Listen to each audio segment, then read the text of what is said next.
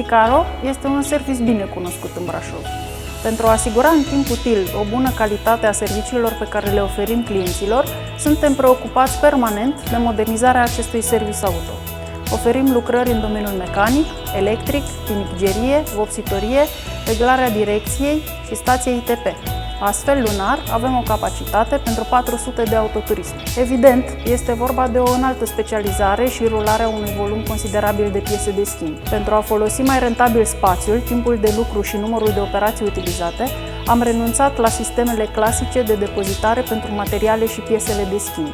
Compania brașoveană Elmas ne-a oferit consultanță și am decis să achiziționăm de la ei sistemele de depozitare automatizate Henel. Elmas le-a livrat, le-a instalat și tot ei ne asigură și mentenanța. În timpul exploatării am văzut clar beneficiile utilizării sistemelor de depozitare automatizate Henel.